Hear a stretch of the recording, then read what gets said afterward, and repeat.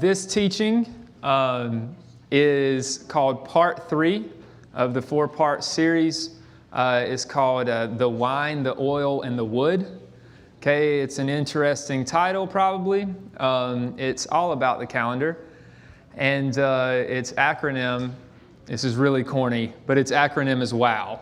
And so my goal is for, right when this is over, for y'all to be wowed, okay? Because, no, seriously, if it doesn't, then I'm sorry. But I want to start out reading a couple verses before we really get into this, because this is probably the most exciting teaching this weekend, at least in my opinion. The afternoon one, it depends on what you like, but this one is, I even got a little butterflies before getting back on up here, because this is unreal. And so I want to read a few scriptures before we start. In Jeremiah 33, 2 and 3, it says, "This is what Yahweh says, He who made the earth, Yahweh who formed it and established it. Yahweh is His name. Call to me, and I will answer you and tell you great and unsearchable things you do not know." Mark 4, 21 through 25, Yeshua says, "Also He said to them, Is a lamp brought to be put under a basket or under a bed? Is it not to be set on a lampstand? For there is nothing hidden which will not be revealed, nor has anything been kept secret, but that it should come to light. If anyone has ears to hear, let him hear." Then He said to them, "Take heed to what you hear. With the same measure you use, it will be measured to you. And you who hear, more will be given. For whoever has, to him more will be given. But whoever does not have, even what he has will be taken away from him." We have a lot, and He's about to give us even more in the next hour and a half. Okay? And then my favorite proverb, Proverbs 25:2, "It is the glory of God to conceal a matter, but the glory of kings to search a matter out." So in Leviticus, how many feast days, appointed times, do we have in Leviticus, or that we know of? How many? 7, right? What's number 1? Passover. Number 2, unleavened bread. 3, first fruits. 4, Shavuot. 5, trumpets. 6, Yom Kippur, Day of Atonement. 7, Sukkot, tabernacles. All right. So before you pull up the slide, Corey, I want to just give a little introduction on the temple scroll. Okay, so we're going to read some out of the temple scroll, which is found in the Dead Sea Scrolls. We talked a little bit about it last night. And it's like a very detailed, it's more detailed Leviticus, okay, in a lot of its areas.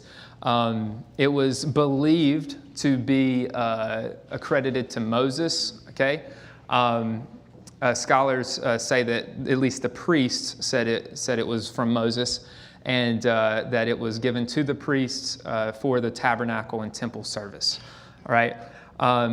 So in Leviticus we have 7 feast days, but in the temple scroll we have 12.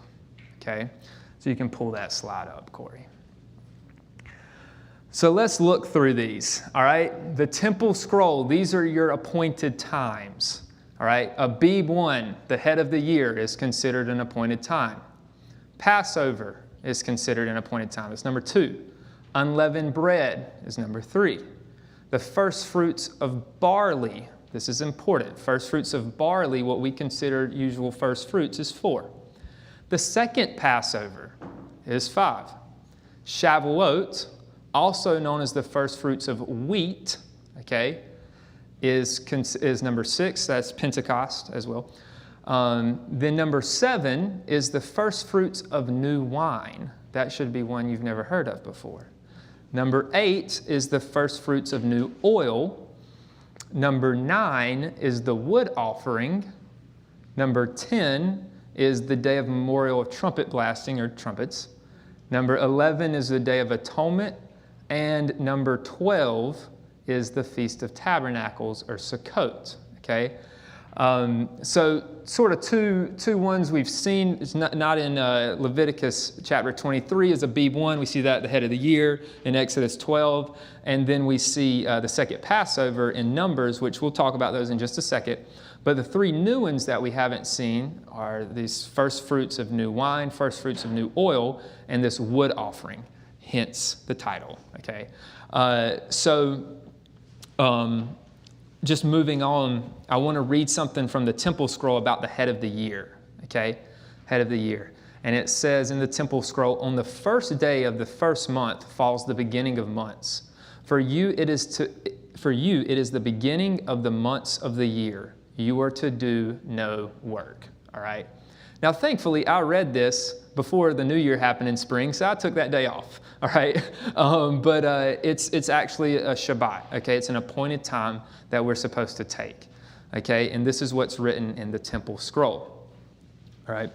Now let's look at the second Passover commandment. This is found in Numbers 9 through 13. Okay. And it says, then Yahweh spoke to Moses, saying, speak to the children of Israel, saying, if any one of you or your posterity is unclean because of a corpse, or is far away on a journey, he may still keep Yahweh's Passover. On the 14th day of the second month at twilight, they may keep it. They shall eat it with unleavened bread and bitter herbs. They shall leave none until the morning, nor break one of its bone. According to all the ordinance of the Passover, they shall keep it. But the man who is clean and is not on a journey and ceases to keep the Passover, that same person shall be cut off from among his people, because he did not bring the offering of Yahweh at its appointed time. That man shall bear his sin.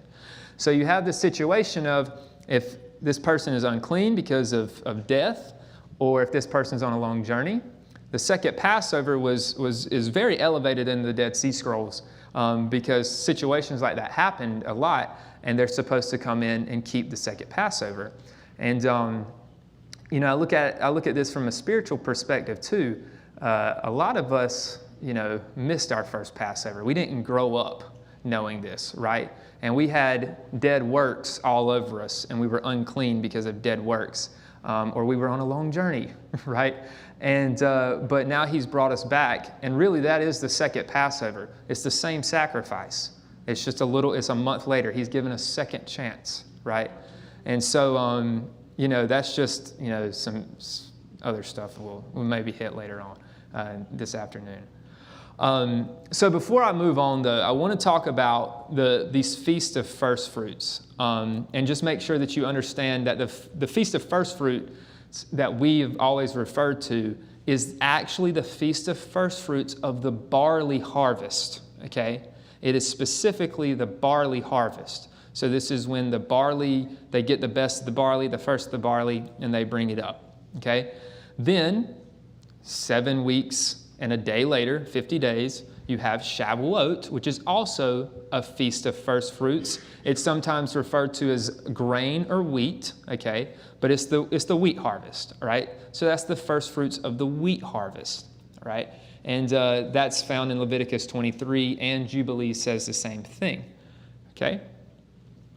So when we count, all right, we have to count inclusively. So 7 from first fruits of barley, which is 126, to Shavuot, which is 315, you count 7 times 7, and then 50, okay? This is something I didn't understand, is that in a Jubilee cycle, all right, I was always taught that you count 7 times 7, 49. The 50th year is the Jubilee, okay? And then year 51 is the first year of the next cycle, okay? So your Jubilee years, if we start at year 0, your Jubilee year is 50, 100, 150, and so forth, right? If you read the book of Jubilees and you read the temple scroll, this is actually how they count their Jubilees. Your year 1 is, you go year 1, you get to year 49. Year 50 is your year of Jubilee, but that's also the first year of the next cycle. Does that make sense? Okay, so when we count these first fruits, which we'll talk about in just a second, we have to count them that way, all right? So let's go to festival of new wine. Okay, and I actually forgot to copy and paste, so let's check it out up here. Okay, the first fruits of new wine. And it says, this is from the temple scroll, okay?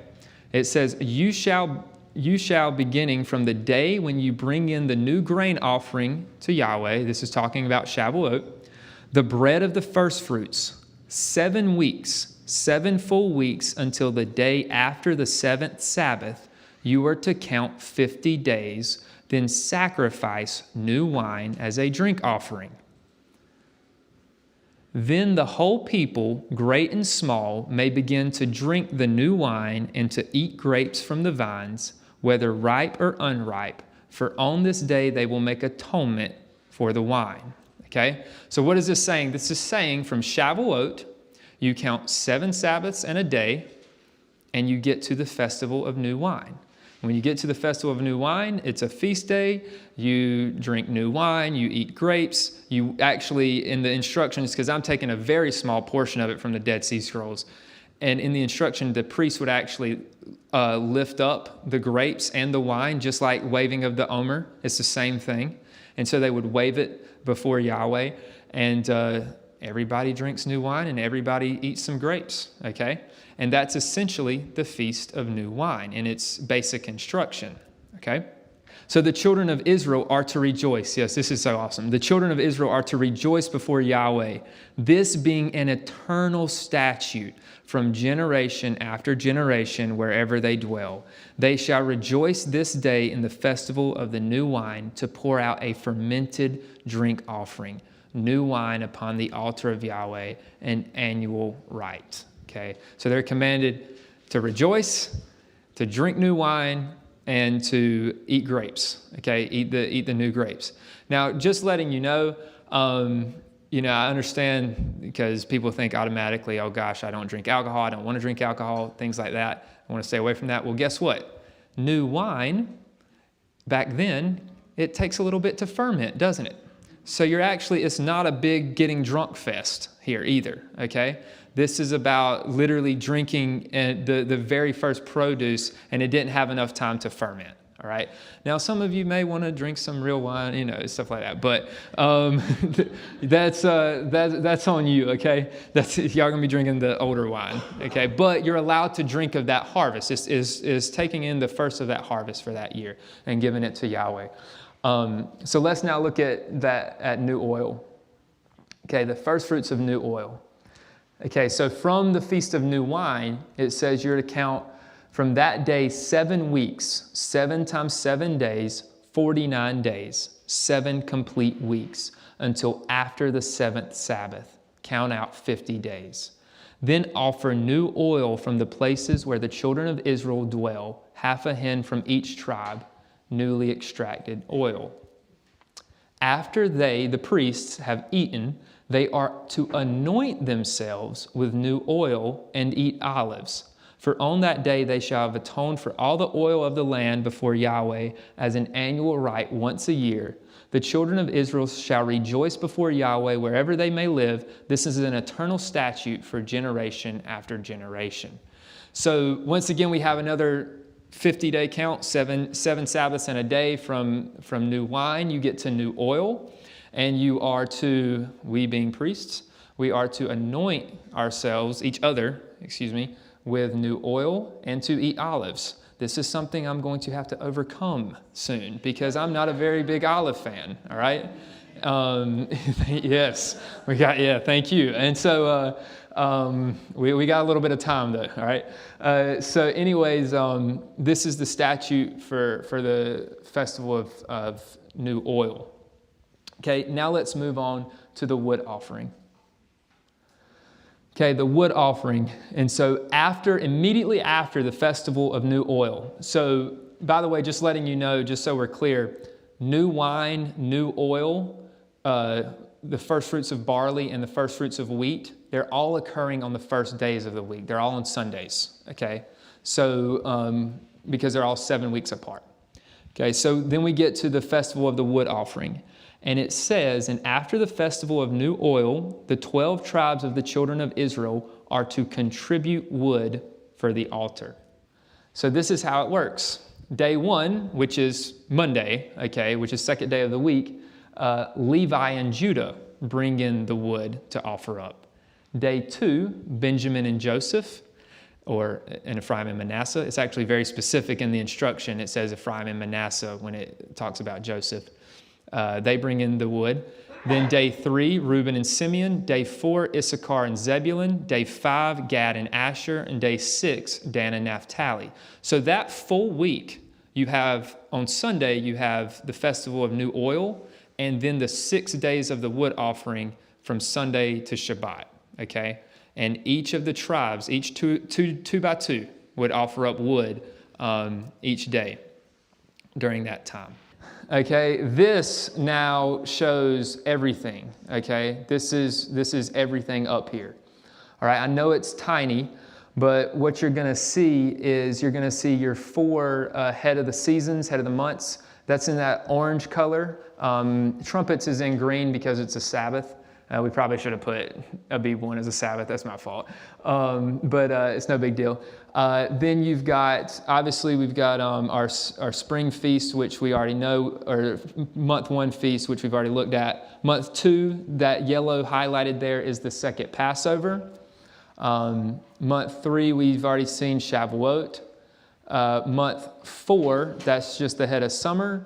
Month 5, third day. That's the festival of new wine, okay?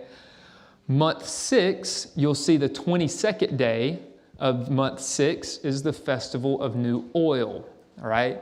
And then the 23rd through the 28th is the wood offering. So the last full week of the summer season is completely filled with a feast or feast days, all right? And then 4 days later, we are in the fall at the first day of the 7th month and the Feast of Trumpets, all right? And then you'll see in the 10th month, that's the head of winter as well. Okay, so I know that's a little small, but we've got some of it zoomed up for you, okay? So I just wanted you guys to see that for right now as we start to journey through this. Yes, we have multiple downloads that will be available. So let's go to Numbers chapter 18, because after looking at this, I was like, well, okay, we got to find evidence in the Scripture, okay, of some of this stuff, right? Because if we can't find evidence, then I can't really, do too much. But let's go to Numbers 18, verse 11 through 13. And now we're going to start really hitting some amazing things that just will begin to blow your mind. And so in Numbers 18, 11 through 13, it says, "This also is yours," talking to the priests, "the heave offering of their gift with all the wave offerings of the children of Israel. I have given them to you and your sons." Notice it says in all the wave offerings, okay? Wave offerings are offered up at first fruits, okay? "I have given them to you and your sons and daughters as an ordinance forever. Everyone who is clean in your house may eat it. All the best of the oil, all the best of the new wine and the grain," or the wheat, "their first fruits which they offer to Yahweh, I have given them to you. Whatever first ripe fruit is in their land, which they bring to the Lord, shall be yours. Everyone who is clean in your house may eat it." So this is giving evidence that there are wave offerings and first fruits of new oil and new wine that people were offering up. It doesn't give us dates, but it shows that they were giving them to the priests, which is exactly what the temple scroll says. Now let's begin moving forward to some good evidence. Let's go to Nehemiah chapter 10. Nehemiah chapter 10. And I'm going to start in verse 32. I've got some of this stuff up here, but I'm going to start in verse 32 and read the full passage. It says, "Also we made ordinances for ourselves, to exact from ourselves yearly 1/3 of a shekel for the service of the house of our God, for the showbread, for the regular grain offerings, for the regular burnt offerings of the Sabbath, for the heads of the months, and for the set feasts, for the holy things, for the sin offering to make atonement for Israel, and all the work of the house of our God. We cast lots among the priests, the Levites, and the people, for bringing the wood offering into the house of our God, according to our fathers' houses, at the appointed times, year by year, to burn on the altar of the Lord our God, as it is written in the law. I've never seen a wood offering in the Torah, but it says there's a wood offering written in the law at an appointed time. Continuing on in verse 35, and we made ordinances to bring the first fruits of our ground and the first fruits of all the fruit of the trees year by year to the house of the Lord, to bring the firstborn of the sons of our cattle, as it is written in the law, and the firstborn of the herds of our flock to the house of our God, to the priests who minister in the house of our God, to bring the first fruits of our dough, our offerings, the fruit of all kinds of trees, the new wine and oil to the priests, to the storerooms of the house of our God, and to bring the tithes of our land to the Levites, for the Levites should receive the tithes in all of our farming communities. And the priest, the descendant of Aaron, shall be with the Levites when the Levites receive tithes, and the Levites shall bring up 1/10 of the tithes to the house of our God, to the rooms of the storehouses. For the children of Israel and the children of Levi shall bring the offering of the grain, of the new wine, and the oil to the storerooms where the articles in sanctuary are, where the priests who minister and the gatekeepers are to sing, and we will not neglect the house of our God. So we see they're bringing those things in to serve in the temple. Now let's go, and this was actually the first bit of scriptural evidence I ever found concerning these feasts. And when it happened, I called John up, I called Stephen up, and it was absolutely amazing. I was working, supposedly working, and I was like calling you, and because you need to read this. So let's go to Nehemiah 13. Nehemiah 13. And we're going to start verses 1 through 5. And it says, on that day they read from the book of Moses in the hearing of the people, and it was found written that no Ammonite or Moabite should ever come into the assembly of God, because they had not met the children of Israel with bread and water, but hired Balaam against them to curse them. However, our God turned the curse into a blessing. So it was when they had heard the law that they separated all the mixed multitude from Israel.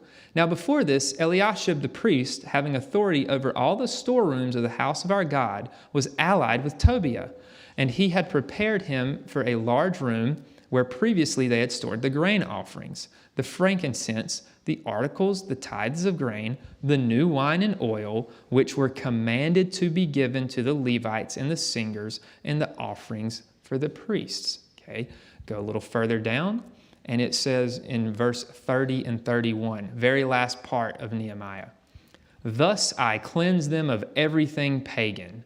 I also assign duties to the priests and the Levites, each to his service, and to bringing in the wood offering at the first fruit and the first fruits at appointed times. Remember me, O my God, for good. Nehemiah offers some strong evidence for a wood offering, correct? Okay, and we see some first fruits as well. Now I want to go to Hosea chapter 2. And whenever I saw this, I got pretty emotional reading it whenever I saw it in this light, okay? And I'm going to start in verse 4, we'll just take a look. We'll just go through it. I've only got a few verses on the screen, but we'll just go through it. And we know that Hosea is written to Israel, the northern kingdom, and so we know how important this book is, especially for us. It says, I will not have mercy on her children, for they are the children of harlotry. For their mother has played the harlot. She who conceived them has behaved shamefully. For she said, I will go after my lovers, who will give me bread and my water, my wool and my linen, my oil and my drink. Therefore, behold, I will hedge up your way with thorns and wall her in, so that she cannot find her paths. She will chase her lovers, but not overtake them. Yes, she will seek them, but not find them. Then she will say, I will go and return to my first husband, for then it was better for me than now. For she did not know that I gave her grain, new wine, and oil, and multiplied her silver and gold, which they prepared for Baal.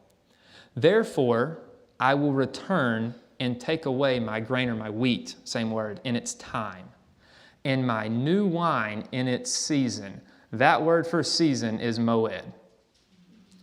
And I will take back my wool and my linen given to cover her nakedness.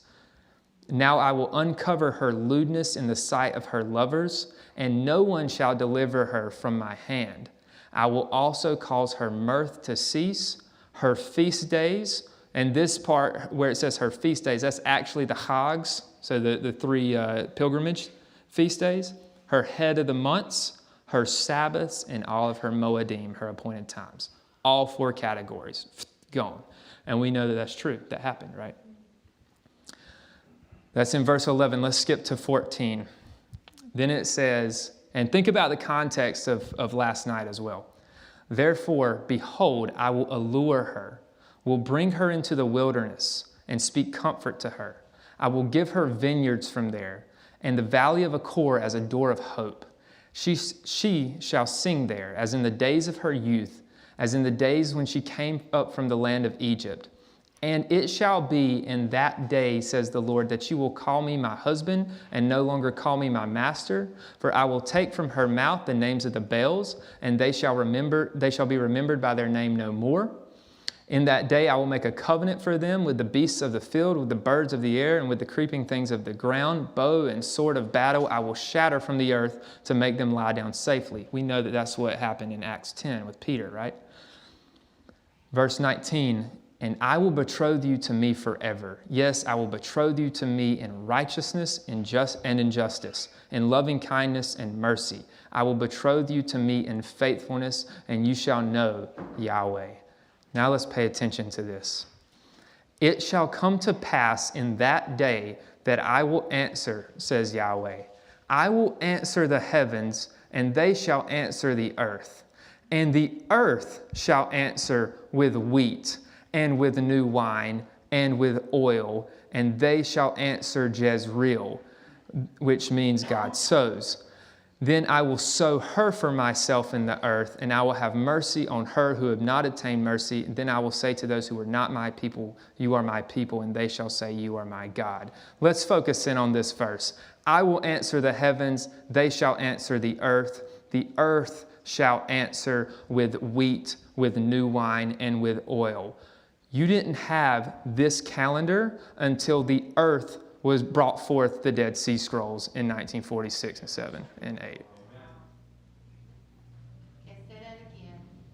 You did not have, I apologize.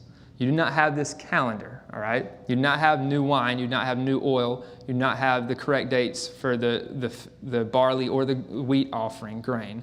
Okay, you did not have that until it was brought forth from the earth in the 40s in the Dead Sea Scrolls. They're not found really anywhere else. Okay? Let's move to Haggai chapter 1.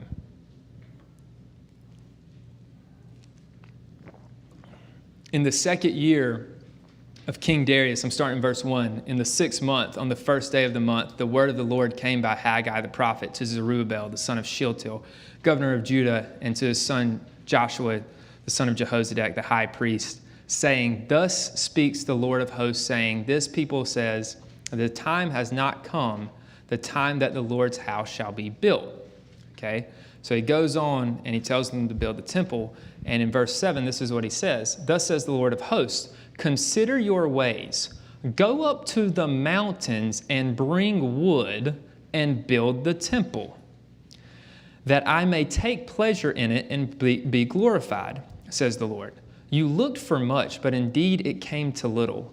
And when you brought it home, I blew it away. Why, says the Lord of hosts? Because of my house that is in ruins. While every one of you runs to his own house, therefore the heavens above you withhold the dew, the earth withholds its fruit. For I called a drought on the land and on the mountains, on the wheat and the new wine and the oil, on whatever the ground brings forth, on men and livestock, and on all the labor of your hands. So he tells them, go get wood and bring it to build the temple. So this is the time Israel's coming back. A lot of stuff has been lost. A lot of stuff's just crazy. He says, bring it back in. So they're going to get a wood to build the temple, a wood offering for the temple, right? So let's go now to verse 12. Skip down. Then Zerubbabel, the son of Shealtiel, and Joshua, the son of Jehozadak, the high priest, with all the remnant of the people, obeyed the voice of the Lord their God and the words of Haggai the prophet, as the Lord their God had sent him. And the people feared the presence of the Lord. Then Haggai, the Lord's messenger, spoke the Lord's message to the people, saying, I am with you, says Yahweh. So the Lord stirred up the spirit of Zerubbabel, the son of Shealtiel, governor of Judah, and the spirit of Joshua, the son of Jehozadak, the high priest, and the spirit of all the remnant of the people. And they came and worked on the house of the Lord of hosts, their God, on the 24th day of the 6th month, in the 2nd year of King Darius. Now, what is so special about this day? This is the 2nd day of the wood offering, okay? And it's the 2nd day, and who offers wood on the 2nd day? Benjamin and Joseph, Ephraim and Manasseh, all of Israel, okay? So you have, they're going to get wood to build the temple during the feast of the wood offering, specifically on the day that Ephraim and Manasseh, on Joseph's day, that they would offer wood. Okay? Let's go to Joel chapter 1. We'll see a lot more of the oil and wine and grain or wheat as we move forward. I want you to be able to see this. So you have the first fruits of new oil, and then day 1 of the wood offering, you have Levi and Judah. Day 2, Benjamin and Joseph, Ephraim and Manasseh. That's the 24th of the 6th month, which is the exact day that they started building the temple. Reuben and Simeon, Issachar, Zebulun, Gad, Asher, Dan, Naphtali. All right. Okay, so Joel chapter 1, verse 8 through 10. It says, Lament like a virgin girded with sackcloth for the husband of her youth. The grain offering and the drink offering has been cut off from the house of the Lord. The priests mourn who minister to the Lord. The field is wasted. The land mourns, for the wheat is ruined. The new wine is dried up, and the oil fails. Now, we can read this on a literal level, but I think the prophets speak more, not only just a literal level, but they speak on many depths, right? Joel chapter 2, verses 18 and 19. Then the Lord will be zealous for his land and pity his people. The Lord will answer and say to his people, Behold, I will send you wheat and new wine and oil, and you will be satisfied by them. I will no longer make you a reproach among the nations. Continuing on, it says, Fear not, O land, be glad and rejoice, for the Lord has done marvelous things. Do not be afraid, you beasts of the field, for the open pastures are springing up. The trees bear its fruit, the fig and the vine yield their strength. Be glad, you children of Zion, and rejoice in the Lord your God, for he has given you the former rain faithfully, and he will cause the rain to come down for you, the former rain and the latter rain. The threshing floor shall be full of wheat, and the vat shall overflow with the new wine and oil. We have not known about these feasts, and we have not known the correct days of Shavuot and first fruits until very recently. Verse 25, So I will restore to you the years that the swarming locust has eaten, the crawling locust, the consuming locust, the chewing locust, my great army which I sent among you. You shall eat in plenty and be satisfied, and praise the name of the Lord your God, who has dwelt wondrously with you, and my people shall never be put to shame. Then you shall know that I am in the midst of Israel. I am the Lord your God, and there is no other. My people shall never be put to shame. And then the very next verse is what Peter quotes whenever it says, he will pour out his spirit on all flesh, right? Let's go to Jeremiah chapter 31 and see a little more of this, verses 8 through 12. And I think I have this as the Septuagint version, yeah, or it's got some of the Septuagint in it. It says, Behold, I will bring them from the north, and will gather them from the end of the earth to the feast of the Passover. It doesn't say that in the Masoretic, okay? And the people shall beget a great multitude, and they shall return hither. Further on it says, And they shall come and rejoice in the mount of Zion, and they shall come to the good things of the Lord, even to the land of wheat and wine and oil and cattle and sheep. and their soul shall be as a fruitful tree, and they shall hunger no more. Micah chapter 6, verses 14 and 15. Yahweh says, "You shall eat but not be satisfied. Hunger shall be in your midst. You may carry some away, but shall not save them. And what you do rescue, I will give over to the sword. You shall sow, but not reap. You shall tread the olives, but not anoint yourself with oil, and make sweet wine, but not drink it." Deuteronomy chapter 11. This is really cool. Moses says, and it shall be that if you earnestly obey my commandments, which I command you today, to love the Lord your God and serve him with all your heart and all your soul, then I will give you the rain for your land in its season, the early rain and the latter rain, that you may gather in your wheat, your new wine, and your oil. Okay, now I want to move on to a book Steve was kind enough to buy for me and send to me. And this is the book right here, Michael Cayetan's The Role of the Solar and Lunar Calendars in the Redaction of the Psalms, right? And this was, you're looking for evidence. I'm looking for more evidence to just support all of this, right? And it seems like there's a lot of scriptural evidence. We've got it from the Dead Sea Scrolls, but I was looking for any type of historical evidence, and this was a huge key. And so thank you, because it's a big deal. And I want to read a quote from this book. And so what happens is Michael Cayetan, in his book, he quotes, and I'm going to say this guy's name wrong, but it's Saadia Gaon's book on the Hebrew calendar. Now, this guy, Saadia Gaon, he was a rabbi from like the 800s AD, okay? And so he's quoting on Judah the Alexandrian. So we got a guy from the 800s quoting on a guy from 100 BC. All right, does that make sense? Okay, and Michael writes, as for Judah the Alexandrian, he says that just as there are 50 days between the first fruits of barley and the first fruits of wheat, so there are 50 days between the first fruits of wheat and the first fruits of wine. And the first fruits of wine, and the first fruits of oil, there are 50 days. The oil offering, I skipped a line. First fruits of wine. And the first fruits of wine falls at the end of the month of Tammuz, and between the first fruits of the vine and the first fruits of the oil, there are 50 days. The oil offering falls on the 20th of Elul, okay?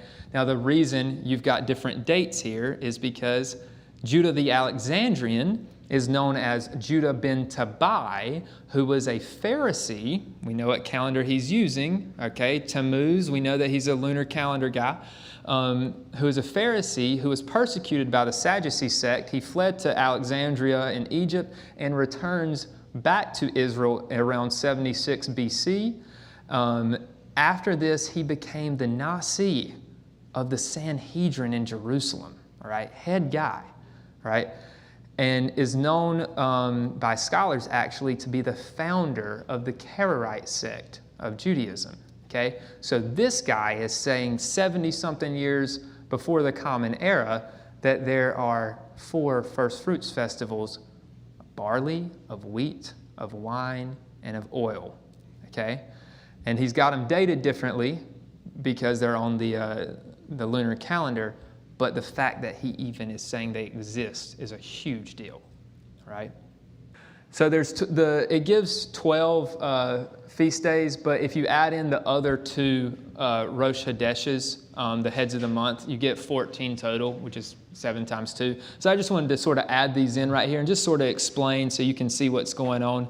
In green here, I have the heads of the seasons, the Rosh Hodeshes, and you've got something I failed to mention before we started talking about the calendar is that the calendar and all over Scripture, the numbers 3, the numbers 4, and the number 7 are everywhere, okay? It's everywhere, right? And so I wanted to show this because the Rosh Hodeshes, you have 4 of those, okay? Number 4 is very important in the Scriptures. Then your Hags, your pilgrimage feasts, you have 3. All right? And then the rest of your appointed times, you have 7. 3, 4, and 7 all over the Scriptures, okay? And so you see the ordering here of how it looks from 1 through 14, just so that you could see that because ultimately these are all of the feasts that we're to keep. Now, the head of summer and the head of winter, I found no evidence to support that it's a Sabbath. Still researching that, but Abib 1 and obviously trumpets are. And we know Matthew writes about the 14 generations from Adam to David, and then David to the exile, and then exile to Yeshua.